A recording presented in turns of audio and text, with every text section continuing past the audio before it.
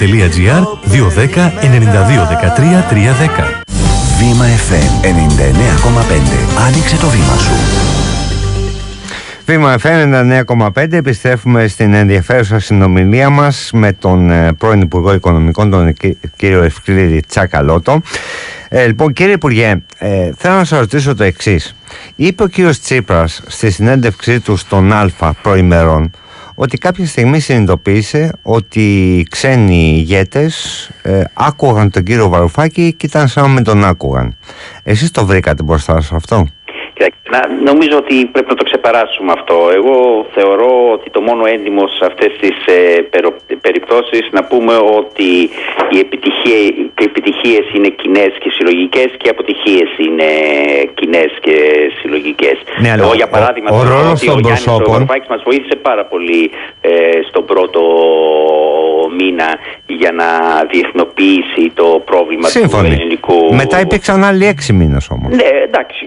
Εγώ δεν θα πω τώρα σε αυτό. Εγώ θα επιμείνω, οπότε νομίζω να συνεχίσουμε και θα επιμείνω στην απάντησή μου ότι θεωρώ και οι αποτυχίες και οι επιτυχίες είναι συλλογικές. Ήμουνα μέρος της κυβέρνησης και διαπραγματευτική ομάδας και τους 4,5 μήνες και τον τελευταίο 1,5 μήνα. Δεν θα πάρω δηλαδή ότι πήγαμε ότι... Σύμφωνα, δεν έχω και πρόθεση να προσπαθήσουμε να φορτώσουμε σε κάποιον τις αμαρτίες όλης της ιστορίας. Το ερώτημα είναι αν εσείς, συμμετέχοντας από τόσο κοντά, αυτό που ανταλήφθηκε κάποια στιγμή ο Πρωθυπουργός, αν το καταλάβατε κάπως νωρίτερα. Νομίζω δεν έχει νόημα αυτό η συζήτηση. Πραγματικά. Δεν επιμένω σε αυτό. Δεν θεωρώ ότι είναι πολύ σημαντικό στοιχείο. Είναι σημαντικό γιατί τελικά το περιεχόμενο της συμφωνίας που διαμορφώθηκε και το κλίμα το οποίο διαμορφώθηκε στα Eurogroup και στις συνόδους κορυφής δεν γίνανε από μόνο τους, κύριε Τσακαλώτε. Ναι. Κοιτάξτε, νομίζω ότι στην αντιμετώπιση των πιστωτών χρειάζεσαι και ανθρώπους που είναι πιο επιθετικοί και ανθρώπους που είναι πιο ήπιοι και ανθρώπους που έχουν πιο τεχνοκρατική κατάρτιση και ανθρώπους που έχουν καλύτερη πολιτική εμπειρία. Δεν είναι... Θέλεις μια ομάδα που έχει διαφορετικά στοιχεία για να πάει καλά. Σαφές. Διαβάζω το άρθρο σας στην Αυγή και με ενδιαφέρον βλέπω να μιλάτε για εθνικό βολονταρισμό και εθνικό νόμισμα που δεν θα αποτελούσαν απάντηση στην κρίση. Πιστεύετε ότι ο βολονταρισμός, αυτό που λέμε επιθυμιοκρατία, πώς το λέμε, βουλησιαρχία, δηλαδή ότι πιστεύεις ότι ο κόσμος θα υποταχθεί στις προκαταλήψεις σου, ήταν κάτι λάθος που υπήρχε μέσα και σε αυτή την κυβέρνηση που παρέδωσε πριν από λίγες μέρες? Κοιτάξτε, κάθε κυβέρνηση πρέπει να εμπνεύσει τον κόσμο και σε ένα οραματικό στοιχείο και πρέπει να μπορέσει αυτό το όραμα να το κάνει κέρματα πολιτικής. Αυτό που λέω στο συγκεκριμένο άρθρο είναι ότι εμείς αυτό το στάδιο που μετατρέπει το όραμα σε κέρματα πολιτικής δεν υπάρχει πολύ μεγάλη εμπειρία και μερικοί δεν είχαν και την προδιάθεση για αυτή. Γιατί να είσαι αριστερός και στην αντιπολίτευση έχει και την έγκλη, ότι δεν δοκιμάζεσαι ποτέ η στρατηγική σου. Και πολύ φοβάμαι πολλούς από αυτούς που έχουν φύγει προς τη μεριά της ΛΑΕ, το έχει αυτό λίγο το στοιχείο. Αυτό σημαίνει ότι βρωμίζεις τα χέρια και προσπαθείς να κάνεις αλλαγές, χωρίς αυτό να σημαίνει ότι το κάνεις πάντα. Δηλαδή μπορεί κάποτε να αποφασίσεις ότι είναι τέτοιοι συσχετισμοί πράγματα, ότι δεν υπάρχουν οι αντικειμενικές συνθήκες, οι περιορισμοί είναι τόσο μεγάλοι, άρα δεν λέω ότι πάντα πρέπει να δοκιμάζεις κάτι αν δεν νομίζεις ότι μπορεί να το βγάλεις σε πέρα. Πάντως νομίζω ότι πολλοί υπουργοί, κινήματα, κομματικά μέλη τους θάμπωσε η διαπραγμάτευση και δεν σκεφτόταν τι θα μπορούσαν να κάνουν αυτοί εκτός τη διαπραγμάτευση. Να δώσουν πλάτη, δηλαδή στο Υπουργείο είτε στο κεντρικό επίπεδο, στην κυβέρνηση, δηλαδή στο ένα ή στο άλλο Υπουργείο, αλλά είτε και σε ένα τοπικό νοσοκομείο, σε ένα σχολείο. Σε κοινωνικό επίπεδο. Κατάλαβα. Είναι πολλά πράγματα που μπορείς να κάνεις εκτός κυβέρνησης ή να βάλεις πλάτη και να σπρώχνεις μια κυβέρνηση να κάνει πράγματα. Και νομίζω που ο κόσμος. Δεν μπήκε αυτή η πλάτη, λέτε. Θαμπόθηκε από το μνημόνιο. Είναι σαν να ήμασταν όλοι σε αναμονή τι θα γίνει, θα βγει διαπραγμάτευση, δεν θα βγει διαπραγμάτευση και δεν κοινοποιήθηκαν αυτές οι δυνάμεις που μπορούσαν να διαμορφώσουν ένα διαφορετικό πλαίσιο. Και αυτό νομίζω είναι το μεγάλο ζητούμενο για μια κυβέρνηση αριστεράς στο μέλλον. Μια κυβέρνηση αριστεράς στο μέλλον νομίζω πρέπει να παλέψει 5-6 πράγματα εντός του μνημονίου για τα κόκκινα δάνεια, για τις εργασιακές σχέσεις, για να είναι το ό,τι καλύτερο μπορεί να βγει από αυτό το ταμείο, αλλά συγχρόνως πρέπει να κάνουμε πράγματα που σε λίγα χρόνια θα υπάρχουν άνθρωποι που θα πούν ότι αυτή η κυβέρνηση προσπάθησε κάτι αξιόλογο ασχέτως το βαθμό επιτυχίας. Σαφές.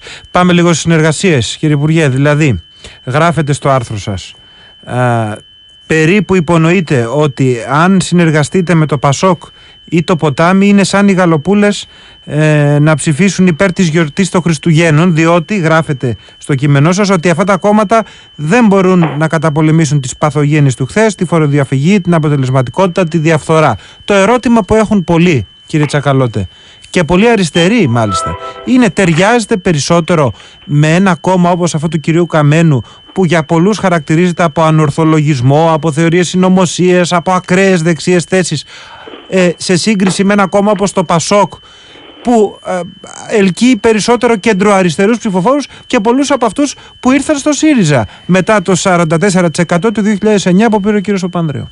Εγώ απλώς δεν μπορώ να πιστέψω ότι το προσωπικό δυναμικό που βλέπω εγώ αυτή τη στιγμή και στο Πασόκ και στο Ποτάμι και στη Νέα Δημοκρατία θα ήταν έτοιμοι και να διαπραγματευτούμε αυτά που διαπραγματευτήκαμε.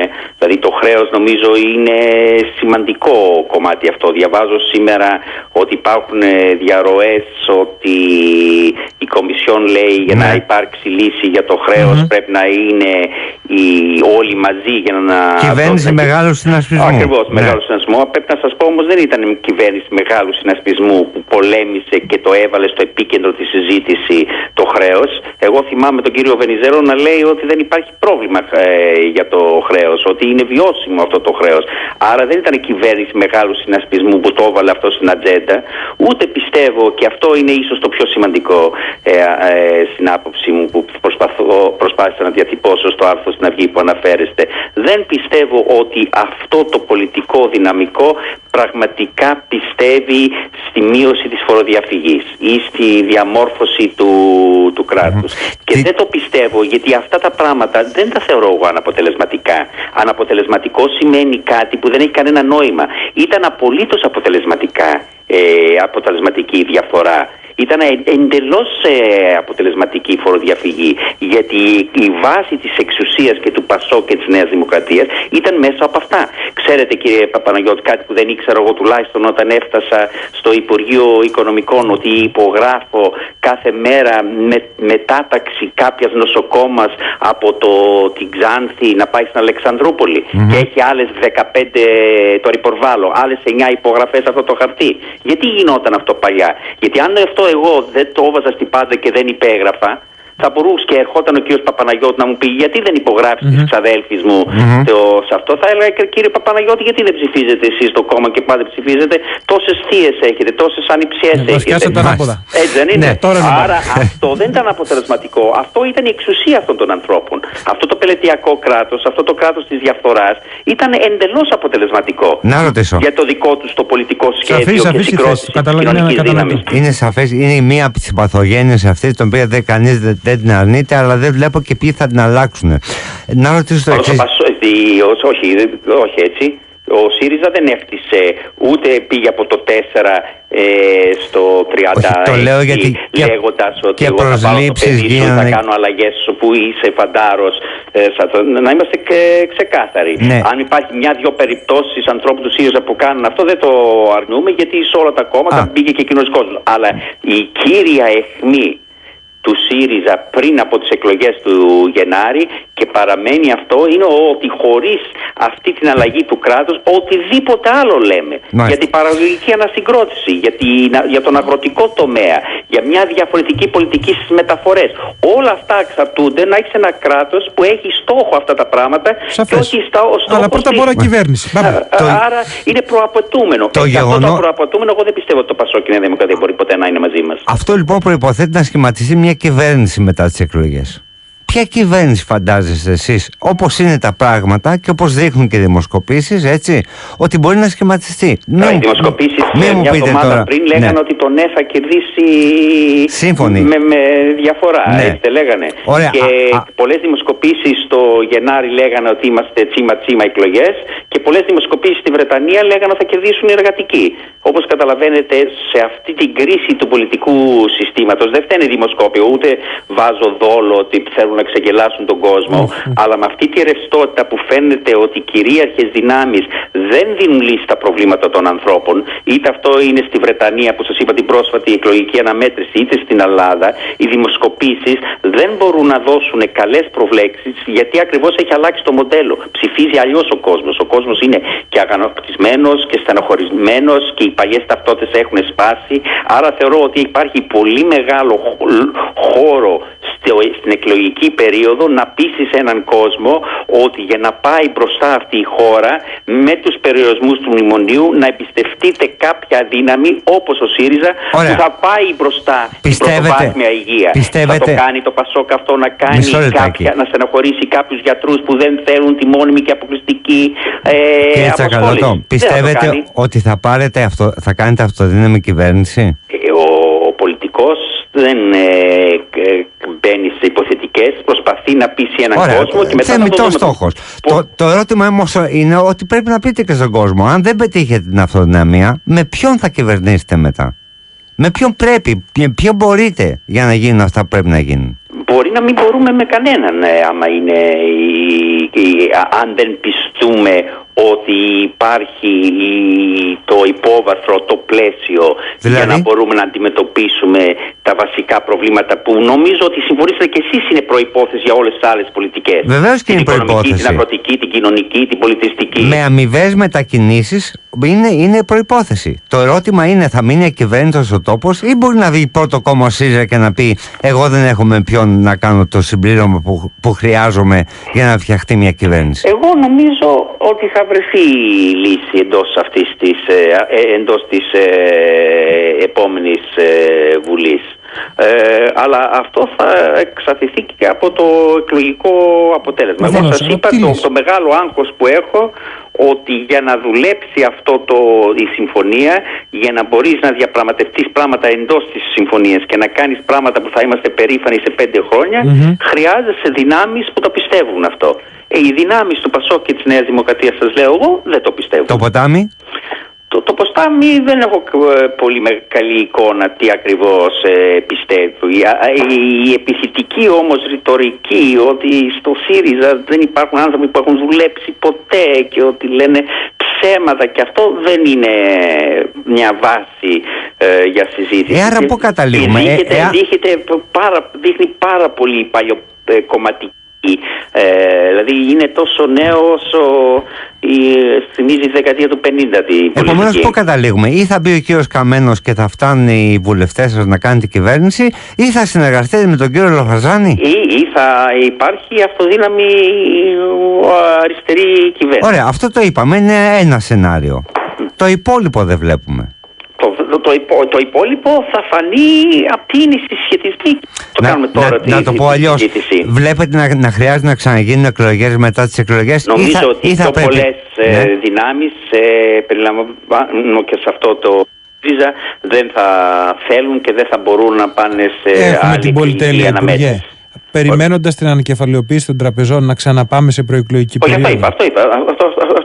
Όχι απάντησα, ήδη αυτό, χωρίς να πούμε. Άρα, και χωρίς και αυτό που βάζετε είναι πολύ σοβαρό ζήτημα, και η ανακεφαλοποίηση των τραπεζών, αλλά και χωρίς ανακεφαλοποίηση των τραπεζών, νομίζω η χώρα έχει κάθε συμφέρον να κλείσει την πρώτη αξιολόγηση και να αρχίσει αυτή η συζήτηση. Άρα απλώς δεν θέλετε να μας πείτε.